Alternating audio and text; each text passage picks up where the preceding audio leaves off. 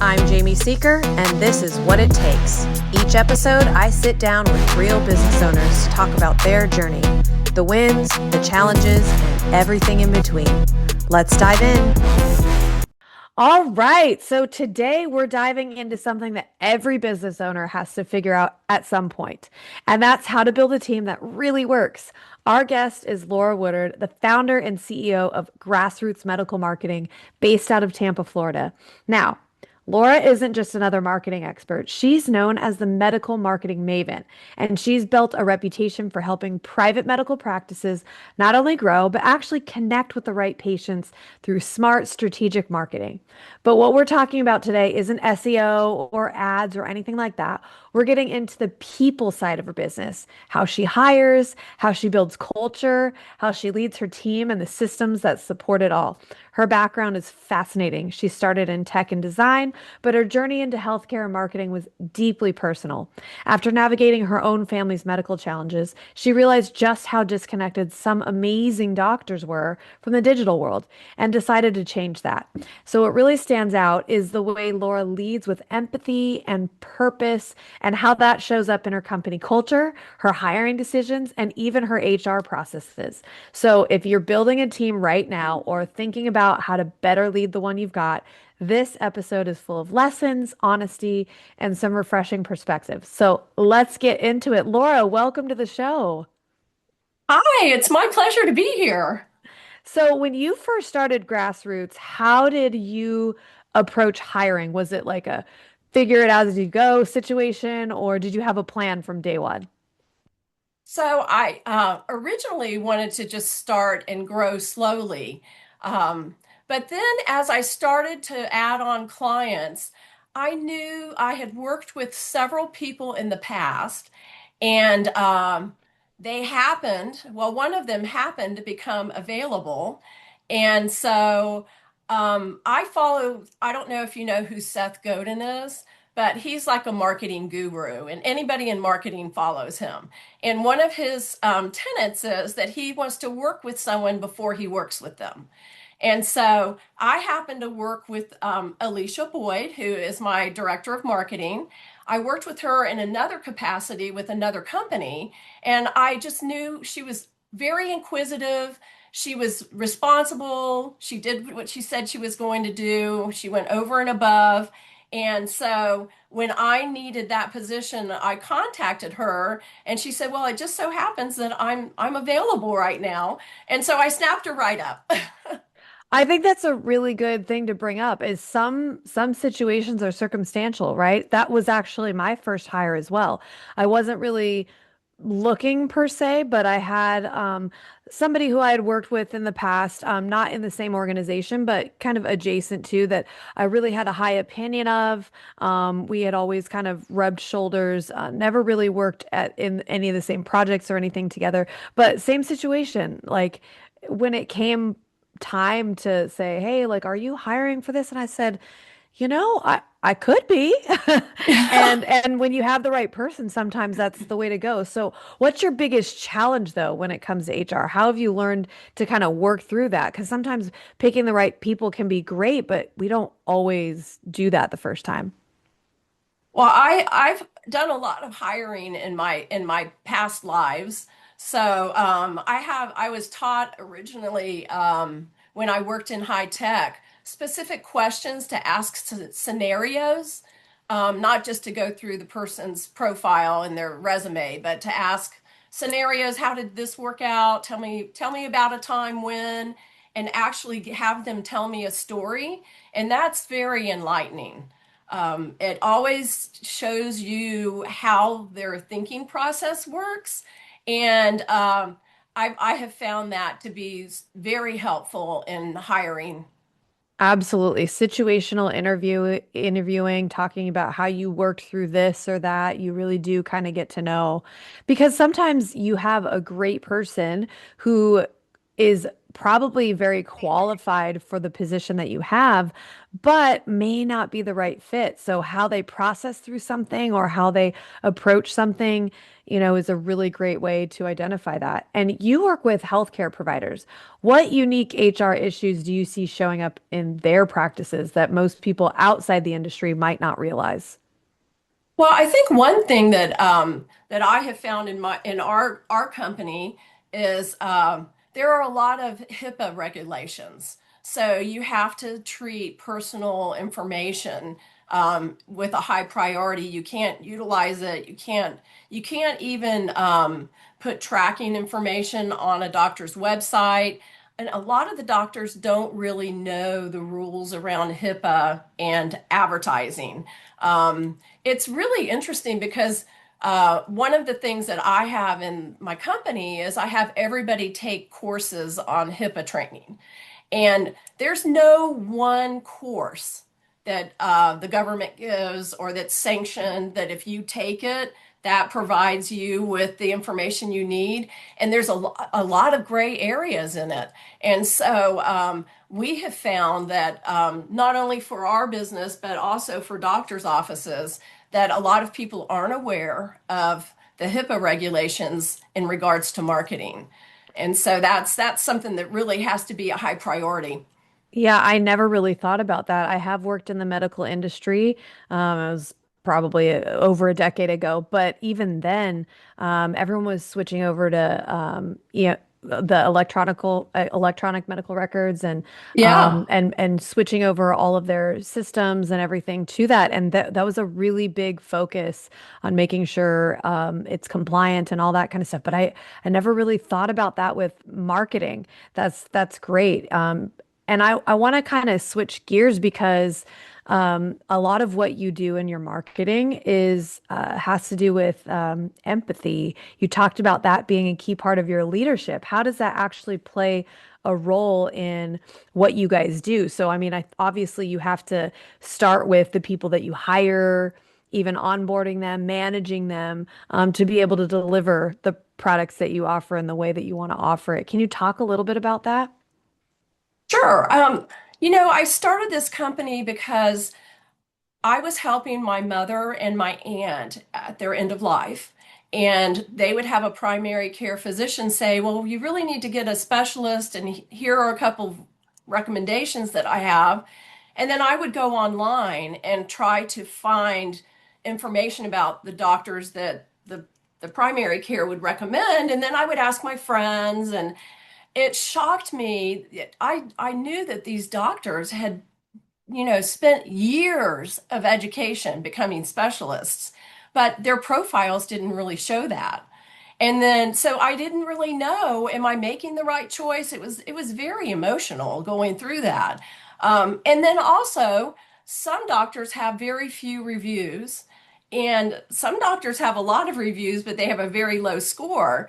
And so it just really, as I was starting this company, I thought, the foundational pieces are something that the doctors go to school to take care of their patients, not do marketing. And so I really lead with the fact that I've been through trying to desperately to find great doctors to help my mother and my aunt. And, the doctors, I feel empathy for them because they are specialists. They know what they're doing, and they're healing patients.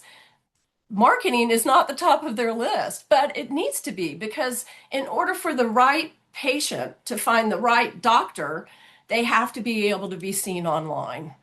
Yeah, absolutely. And I've said this before, even on this podcast, is because it was such a pivotal, like, aha moment for me to understand my role and like what I'm good at and really own that as well. When you're working with people who are very good in a specialized area, it was an OBGYN business owner doctor that said to me, you would never walk into my surgery and tell me what to do. So I will never walk into your office and tell you what to do for this business.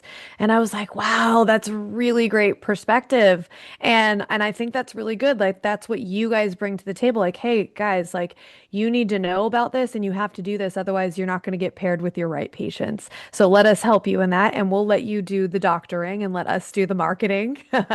So that's great. And you you've worked a lot with different platforms and systems and workflows, all that kind of stuff. How does the right tool make a difference in managing your team as you've grown? The right tools are critical. And I've worked in other agencies. I've worked in private sector and high tech, a lot of different situations.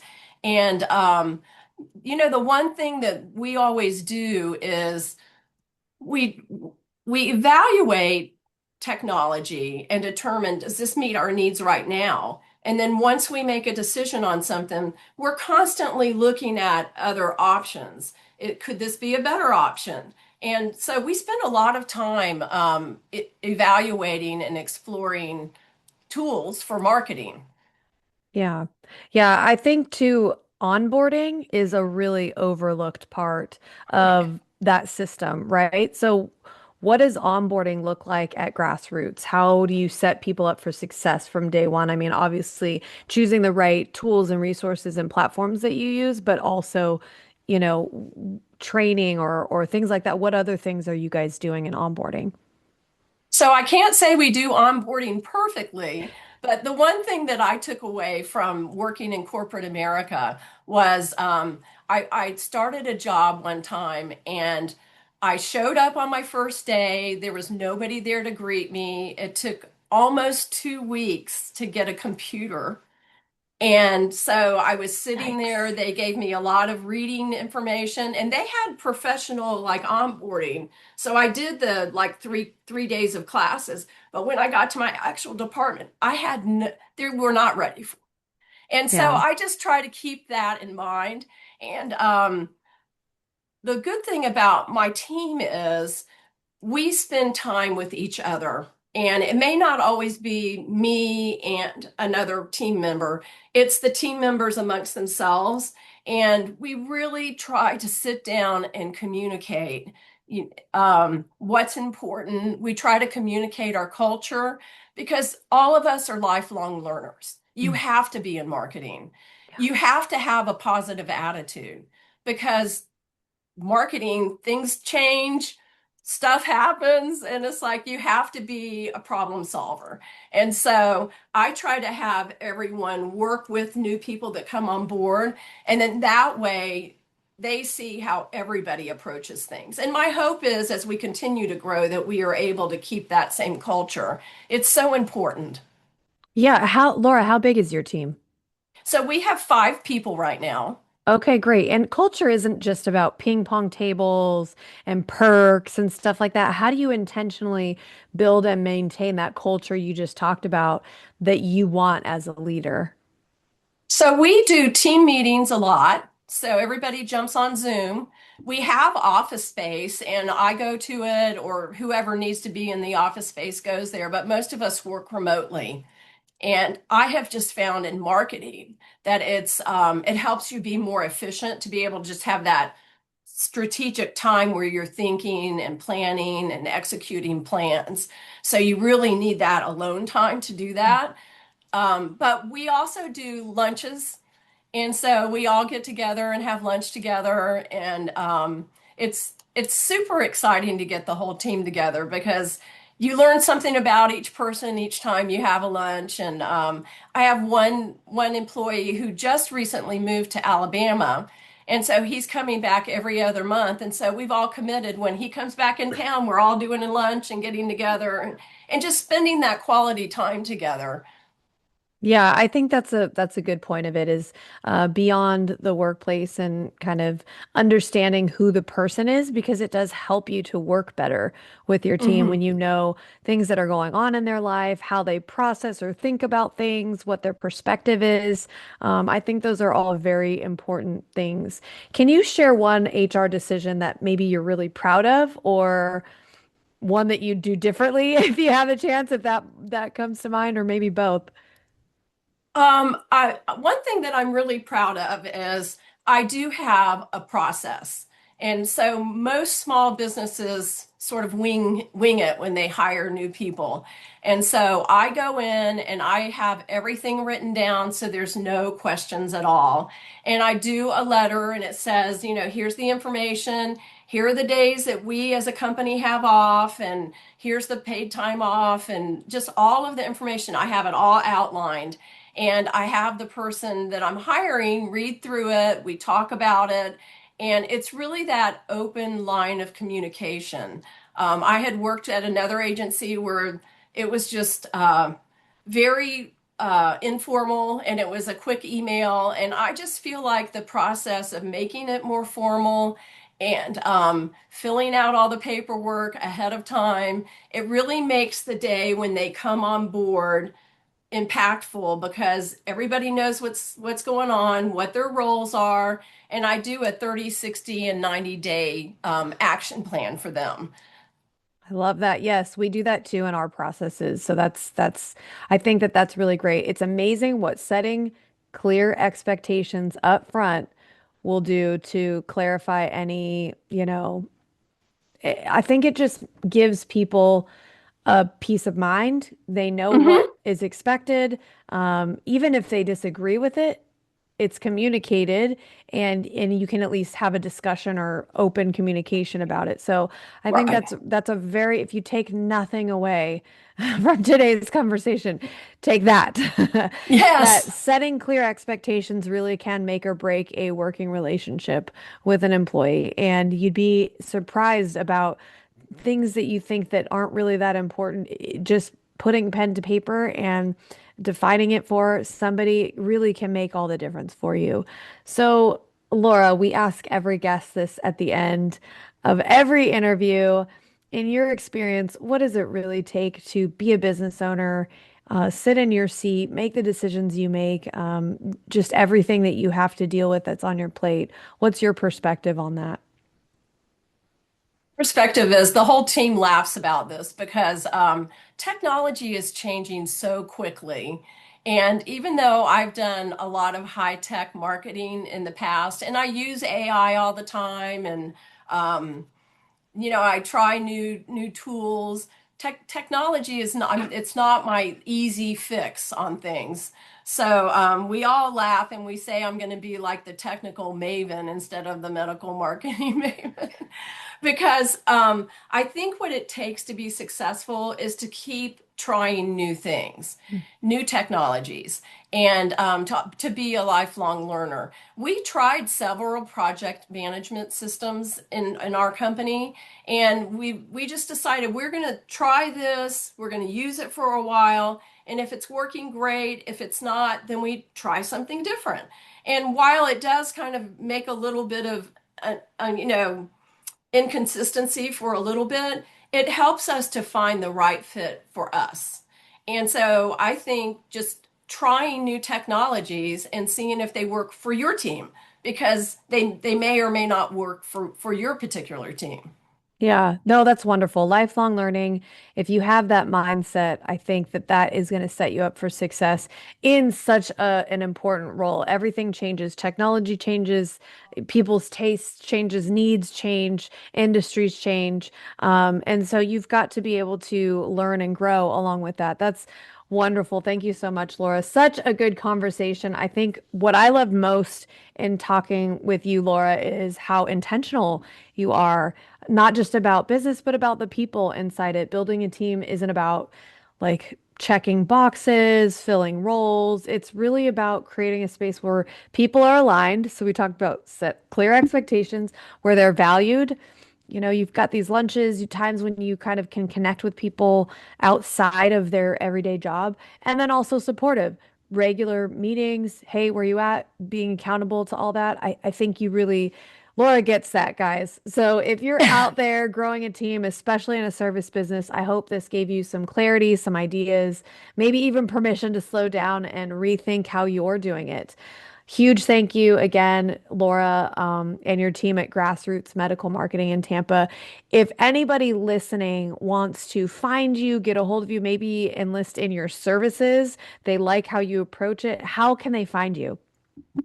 So you can always find me on LinkedIn, and just go to our website. It's grassrootsmedicalmarketing.com. Okay, great. Yeah, and we can always put that in the show notes as well. So if this episode hit home for you, we'd love it if you would subscribe, leave a review, share it with another business owner who's in the thick of it too. I'm Yeah. Jamie Seeker, and this is Business Owners Tell All. Thank you so much, Laura, for coming on the show. Until next time. Thanks, Jamie. Would you or someone you know like to be featured on this podcast? Our applications are now open. Apply today at seekersolution.com and click on the podcast link to get started.